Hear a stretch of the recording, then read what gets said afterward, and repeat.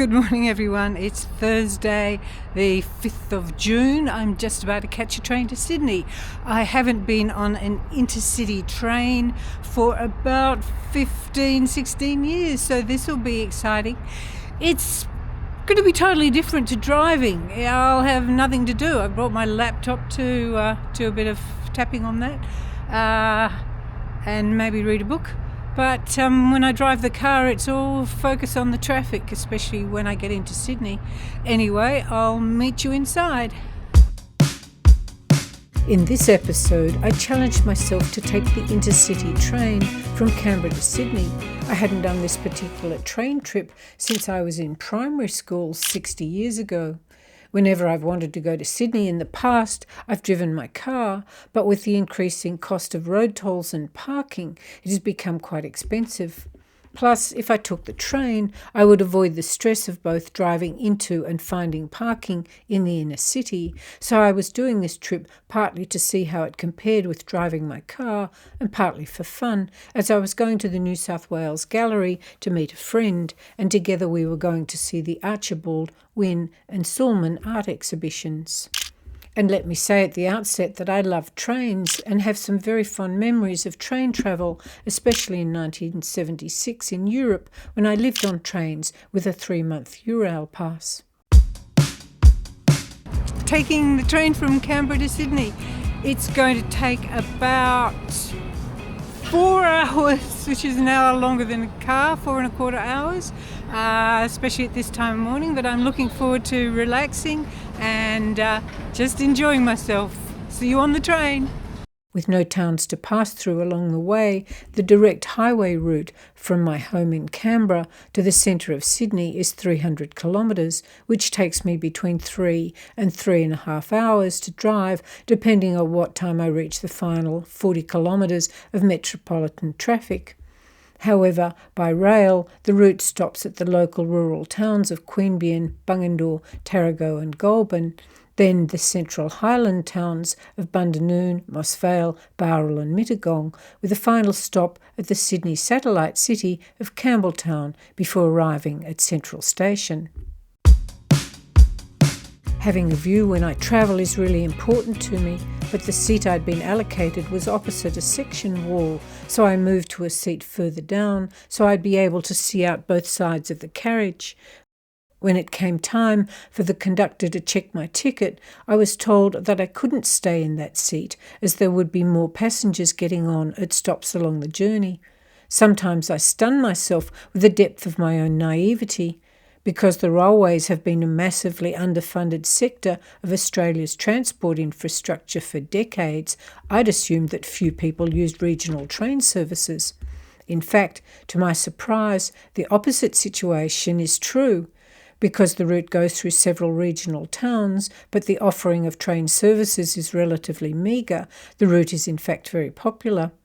However, when I explained my need to film for a video, the conductor was immensely sympathetic and found a double seat for me that would be free for the entire journey. So kudos to Transport New South Wales and that particular conductor. I was very impressed.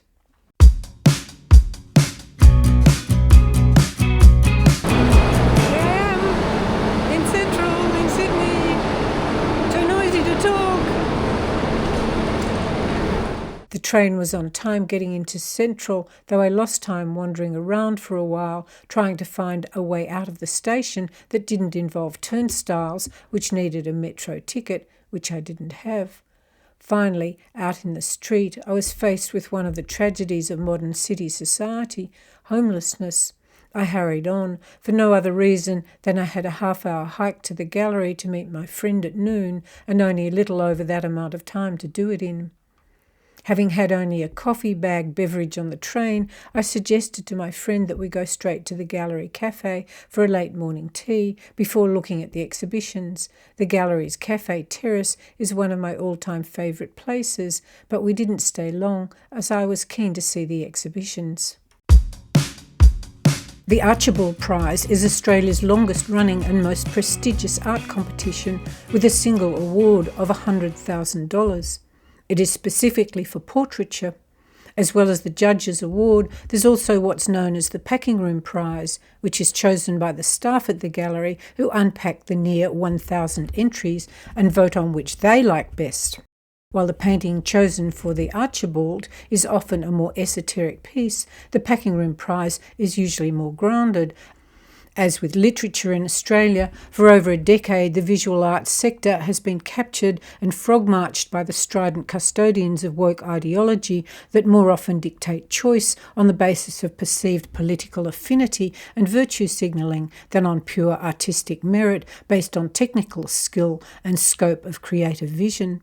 Compared to the Junior Art Prize, the Young Archie, the standard of which is always immensely impressive, either there's very few competent artists in Australia, which I doubt, or the judges' selection for the Archibald shortlist is primarily based on a painting's ability to stir controversy. While I've never liked all of the Archibald finalist paintings, I usually find some merit in most of them. This year, however, out of the 57 paintings hung, I struggled to find even 10 that I thought were worthy of being accepted into a national competition, and only a few that I thought were outstanding in terms of technical excellence, artistic vision, and a meaningful message, although none of these was the winner. The Wynne Prize is awarded to the best landscape painting of Australian scenery or for the best example of figure sculpture by an Australian artist, though clearly the judging panel's definition of landscape is a very broad church indeed, and, thinking back a day later, I cannot remember a single outstanding painting. The Sulman Prize is awarded for what is judged as the best subject painting, genre painting, or mural project by an Australian artist, all of which this year seem to be similarly without significant merit.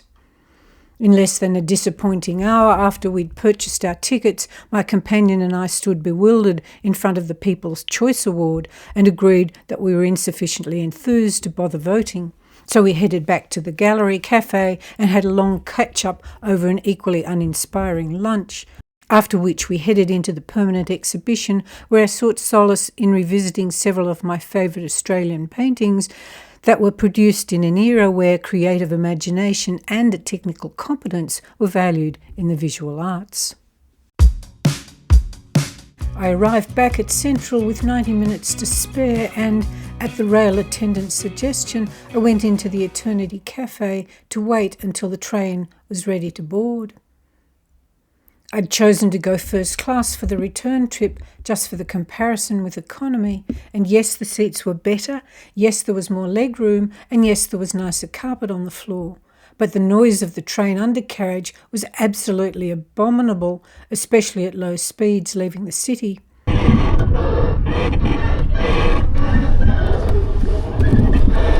Good evening, ladies and gentlemen. Welcome aboard your New South Wales Train Link Water Service to Canberra.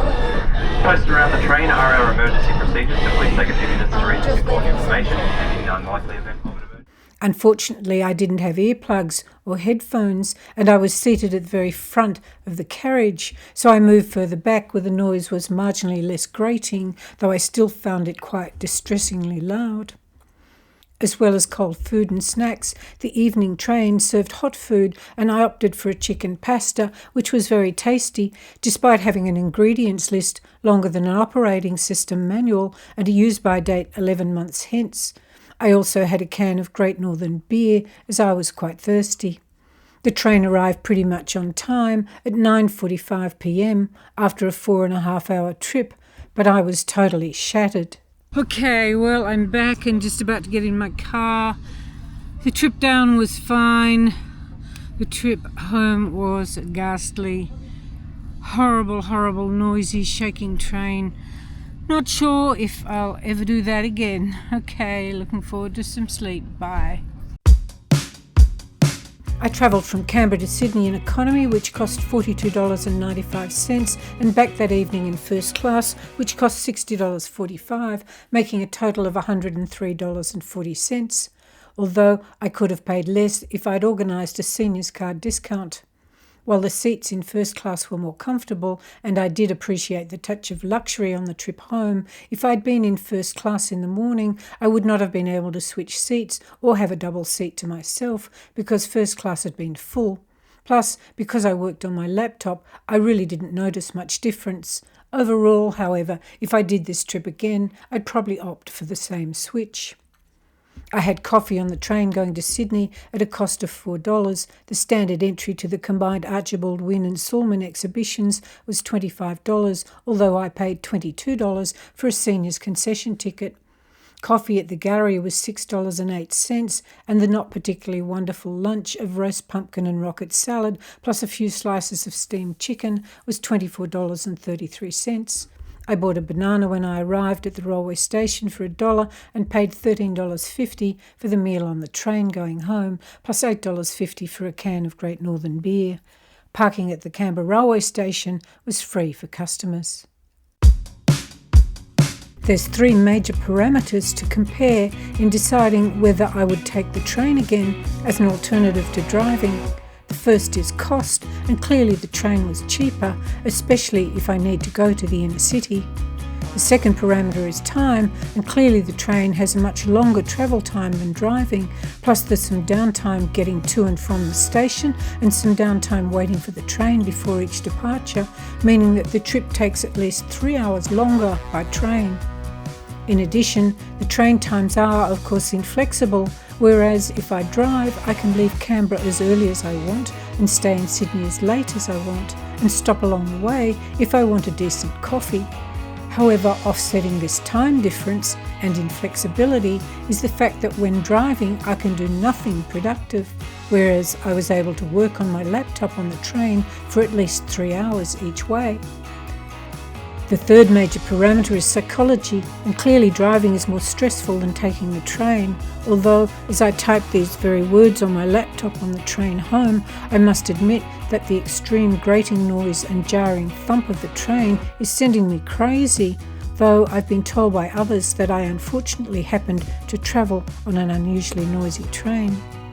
So all up, the bottom line is this: if I want to save money, if I don't care about time flexibility, if I only need the afternoon to do things in Sydney, and if I can bear the idea of being in a noisy carriage for 9 hours in one day, I'll take the train. But I suspect I won't. Join me for my next adventure when I explore the world of geocaching and discover the joy of searching for hidden treasures. For more information about living your own unlived life, if you go to my website, you can download a copy of my free book, Living Your Unlived Life, Finding Contentment by Honouring Your Dreams. And if it's your thing, you could like this video and subscribe to my channel.